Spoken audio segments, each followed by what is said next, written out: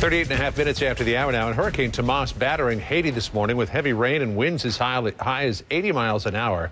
More than 1 million earthquake survivors still living in tent cities and scrambling for shelter. Michael Dockrey is with the International Medical Corps. He joins us live on the telephone now from Port-au-Prince. And Michael, we just saw a satellite picture of Tomas over the western part of Haiti, and all sorts of deep reds and purples, which indicates an awful lot of rain. What's it like there on the ground this morning? Well, good morning, John. I just got off the phone with our staff in Dockrey and Petit, which is right out there at the Western Peninsula. They report increasing rains. Winds are still fairly light, though, which is obviously good, but picking up. But probably not as high winds as we had initially expected. Well, that would be a good thing. What about there in Port-au-Prince, where so many people are still living in tent cities? How much rain are you getting there? Quite a bit. Again, not as high a wind. I just saw reports from the airport where they had gusts up to 35, 40 miles an hour. Different sections of the city are protected.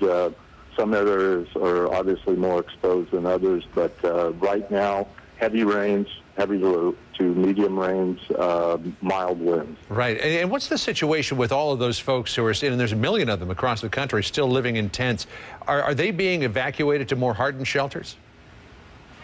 Most aren't, John, because there are over 1 million of them, probably about 1.3 million in all.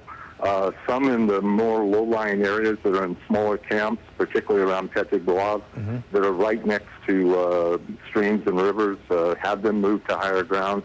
There hasn't been much relocation here in Port-au-Prince because the camps are just too large, and there's really no place to put them, quite frankly. You know, a couple of concerns that come to mind immediately. Obviously, the winds, that you say they're lighter than expected, at least for the moment.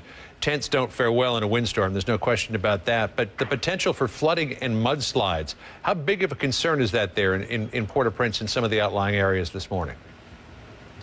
We're all very concerned about that, particularly mudslides that can cut off communities and the streams. A lot of the bridges, John, were destroyed during the earthquake. So access to a lot of these coastal cities has always been problematic. We've been fording the streams with four-wheel drive vehicles over the last 7, 8 months.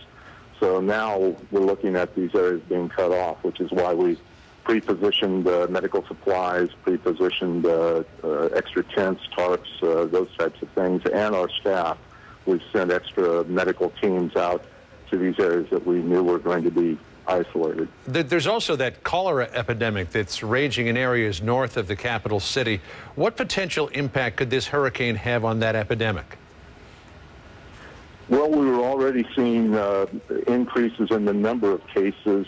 Fortunately, not an increase in the number of deaths per number of cases. So a lot of that's attributable to the fact that the word is getting out. The government of Haiti and the international community has been getting the word out. But yes, the high level of rains will flood streams. That means more contaminated water, more sickness, and probably an accelerated spreading of the cholera. And potentially more problems, too, in trying to get needed relief supplies to those people as well to treat the cholera victims. And one other question, Michael, aid agencies, they've been so taxed by just trying to deal with the aftermath of the earthquake. Are they prepared to deal with the aftermath of this hurricane? It's obviously stretched us all real thin. We can certainly all use more help. The government can, the international agencies that are responding certainly could use more help.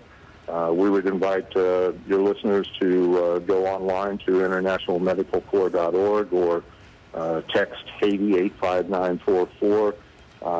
We can certainly use the help, as can all the other responders. But yes, it's stretching us thin. All right. Well, Michael, we can't stress enough the fantastic work that you and all the other aid agencies have been doing down there since January. And thanks for joining us this morning. Good luck in dealing with this latest disaster. Thank you, John. So at least the one bit of good news, the winds are not as high. They were very worried about that. That's you could imagine, 80, 100 mile an hour winds come in there, just sweep all those tents away, and you got to start from scratch.